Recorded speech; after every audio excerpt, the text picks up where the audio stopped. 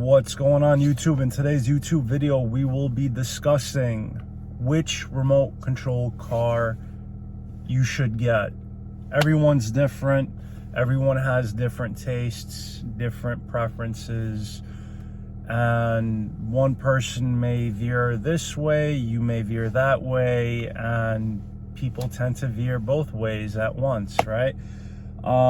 If you're new to the hobby, this is perfect for you. If you're already into the hobby, you could just go ahead and skip this. We're already 30 seconds in the video.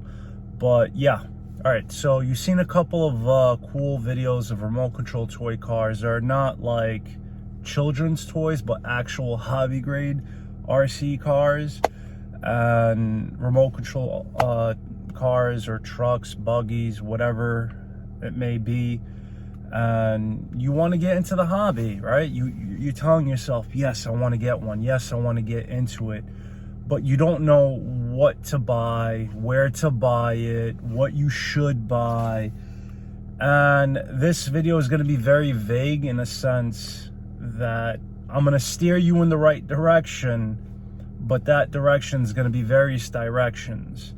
So the first thing you should ask yourself is what your budget is.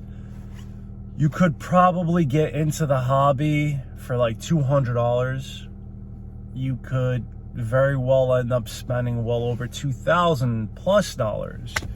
You know, the spectrum and the price range varies significantly, and you get what you pay for, obviously.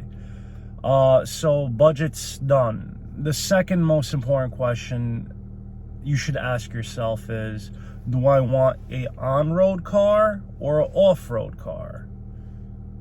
On roads, you could only drive on roads that have asphalt that's like very, very clean. If there's like any kind of imperfections on the road, you're not going to be able to drive your RC car and have fun. Off-road, you could drive on dirt, you could jump it, sand, mud, you name it, everything. And the beauty about off-roads is you could drive on the road as well, but you won't be as good as the on-roads. But you know, it all depends on what you want. You know, I don't want someone to get a on-road because it's like a Porsche or a Mustang and it looks really, really cool, but they're limited to what they can do with it because the road does not permit it, right? So if you live in a very like countryside area where there's not much asphalt, just gravel, you're not gonna have fun. You're gonna have to drive to a parking lot where it's nice and empty and you'll have a blast. Whereas with the off-road, yeah, have fun. Yeah. Yeah. Those two questions pretty much cover it all, really. You know? Budget, and if you want what type of, on-road or off-road. Now, let's go more in depth.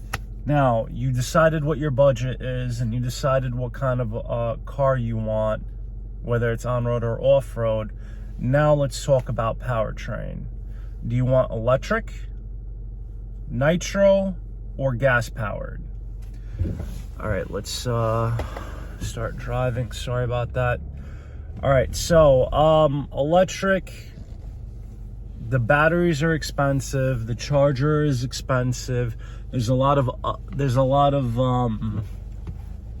tedious upkeep on them to make sure that, you know, that the batteries last you forever. Not forever, no battery will last you forever, but will last you as long as possible.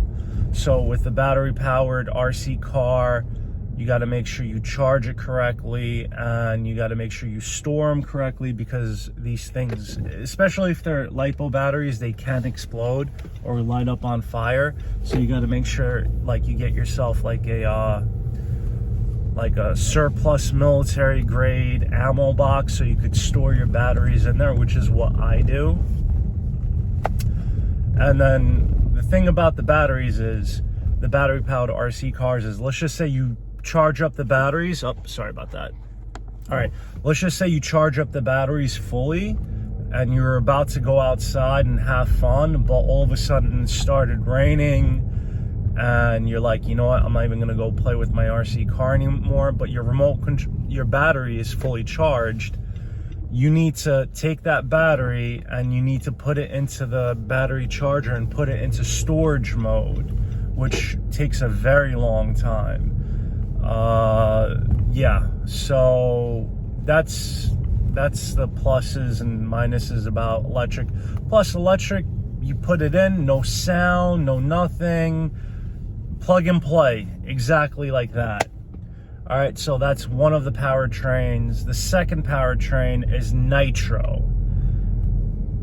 It sounds cool, but it's a type of fuel. It's basically the byproduct of nitro fuel is oil, because when the engine basically burns up that nitro fuel, it lubricates the engine, and yeah, and it keeps going. It's pretty much like a two-stroke. They come in very small sizes. They're cool, you know, very inexpensive too, and they come in very small scale sizes. Yeah, they're great. The only thing is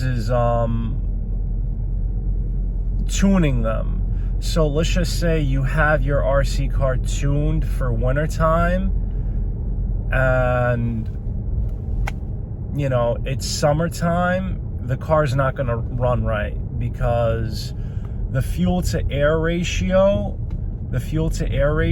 is designed for wintertime, not summertime, so therefore it's not going to run right. So that being said, you gotta tune it seasonally. To top that off, it makes a lot of noise. When I mean a lot of noise, I'm talking about a lot of noise. I'm talking about engine roaring, smoke. You know, you can't run it indoors. And the nitro fuel is expensive. It's like $30 to $40 a gallon.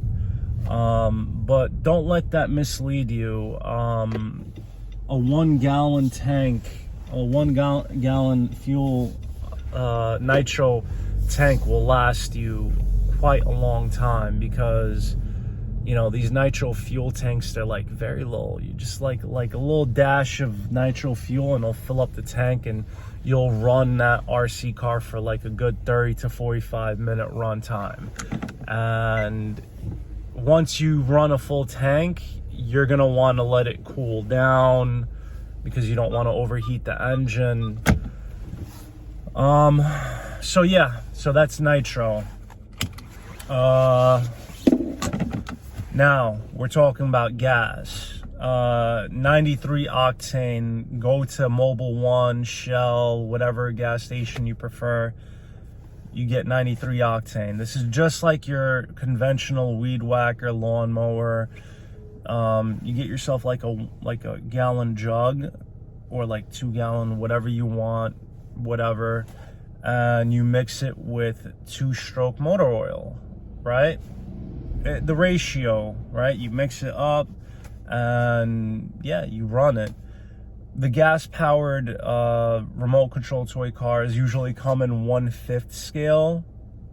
When I mean by 1/5 scale, it's like 1/5 the size of a real car. So a 1/10 scale is 1/10 of a scale of a real car. So it's massive, it's huge. Like I'm talking about like half my size. Those, the only thing that's bad about those is it's very expensive. Initial price, very expensive. They're very heavy. They'll last you forever. I mean, yes, the servos will go bad, but then again, all servos go bad, like steering servos. Just replace them. You could buy an upgraded version. Let's see. Another bad thing about having a gas-powered remote control toy car is when you bring it back home, the whole place will stink like a gas station. Like I'm talking about, like the whole place will smell like gas. you know, and if you don't own a garage, you're gonna have problems. You really are. And even putting in the back of your car, like in your car, your whole car is just gonna smell of gas. It's not gonna permanently make it smell like gas, but if you have your gas-powered RC car in your car will definitely smell like gasoline for at least 3 days, but then the smell will dissipate. So, yeah, let's review on what we just discussed, because we just passed the 10-minute mark. What's your budget? Do you want to on-road or off-road? And most importantly, do you want electric, nitro, or gas? I hope this video was informative. Now, time to get to some actual nice hobby grade brands. I did discuss where to buy them. You could buy them anywhere you want, but you have to search what you need to buy. So I'm just going to give you the brand names of some RC brands I approve of. Traxxas, that's Traxxas. Arma, Arrma. Well, why am I even saying Arma? Just type in Horizon Hobby. Horizon Hobby owns Arma, Losi. They own a bunch of RC companies, and it's all under one. They're like one big like tycoon when it comes to like RC products. Not to say that it's better than Traxxas or Traxxas is better than, you know, Arma. Just letting that be known. So just look up Traxxas, Horizon Hobby, Kyosho, FG, Tamiya, Haboa, HOB, AO. All right, let's see. I mean, I'm pretty sure once you look into what's what, you'll know what to get. HPI Racing. Stay away from Roven.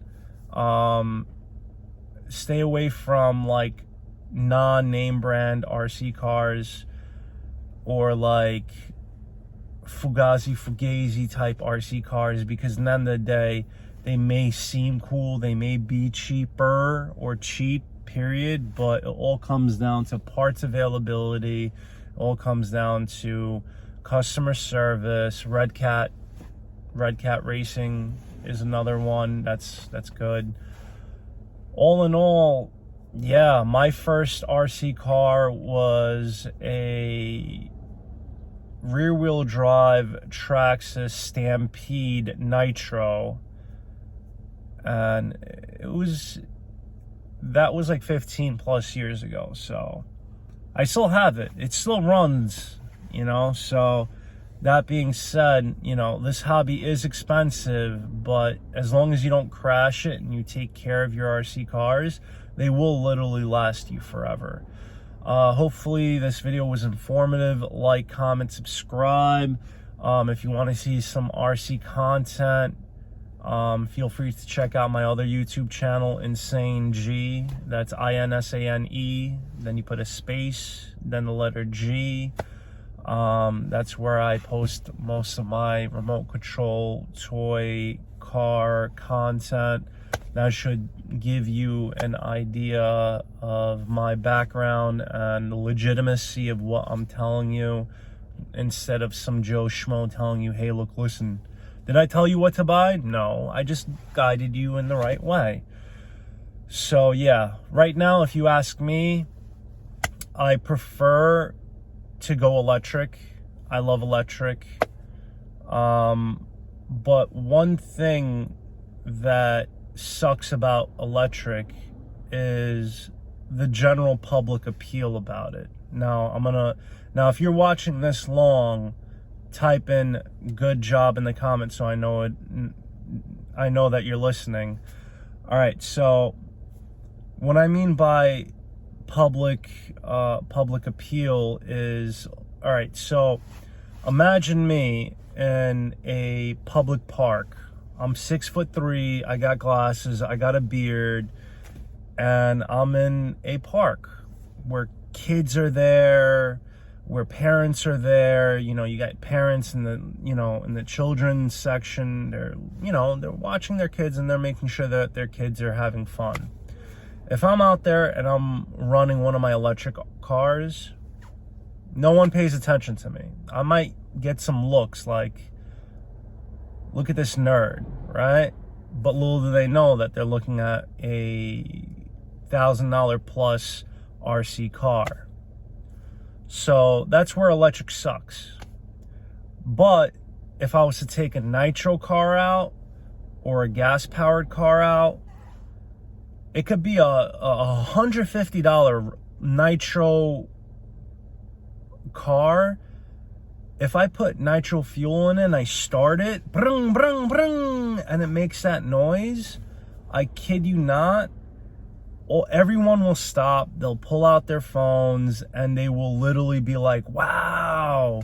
It's like, bro, I was just driving a $1,000 RC car. No one gave me a second look. Now I take out this $150 brand new, mind you, bullshit nitro car, and here you are, like, posting it up on your, you know, Facebook and Instagram, thinking it's so cool, because the general public don't know about remote control toy cars. You tell the general public remote control toy cars, the first thing that comes to their mind is the toy car that they saw in Target, in the children's aisle, ages 2 to 10 or whatever. They don't know that remote control toy cars is a hobby, is a thing.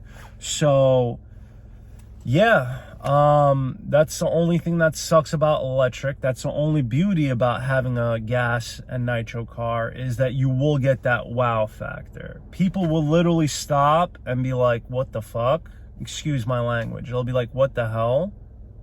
Is that really a remote control toy car making that much noise? Is it coming from a speaker? No. Smoke is coming out of it. I could smell the gas, you know, and they'll be like, holy shit, this is cool. They don't know anything about it, you know. So that gives you an idea of what the general public is. I've had massive, like, big, like, for example, like the Traxxas X-Max or the Losi DBXL E 2.0. These are massive electric RC cars. They're off-roading, and I'll take them out and people will ask me, are they electric? No, they don't ask me if they're electric. Are they gas powered? I'm like, do you hear a fucking engine, you motherfucker? Again, excuse my language. Again, we're 18 minutes into the video. Hopefully I got some laughter out of you guys. I hope I guided you guys in the right direction. It really is a fun hobby. This hobby will teach you, you know, about the mechanical aspects, the electrical aspects of the whole spiel, and it's a good hobby. If you're a kid, it's a great hobby. If you're an adult like myself, it's a great hobby. This hobby does not discriminate against age. Trust me, I've seen the youngest I don't even know how old the kid was. If I had to guess, 10 years old, but he was with his father. Wealthy, I guess, because the kid had a pretty expensive car. I'm like, what? How old are you? What? You know, like, you definitely didn't pay for that. Your dad did. Upwards to like 70-year-old retired men.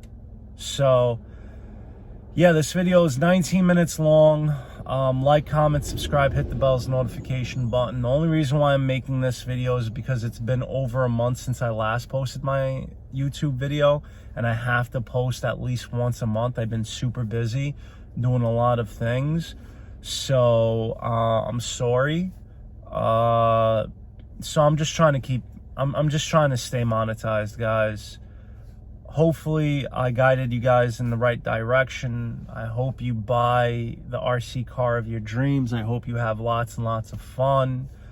And be safe. If you are buying the 1/5 scale cars, they are quite a liability. like the gas powered ones, make sure you get like a kill switch. A kill switch is basically something that like turns off the car when like it loses reception, because you don't want to hit a kid with that remote control toy car. Any remote control car at that matter. Even if you hit yourself, you're going to the hospital. That's why I say this is not children's toys.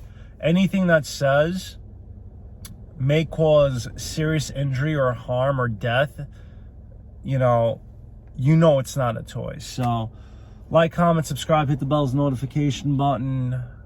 Peace in the Middle East. Bye.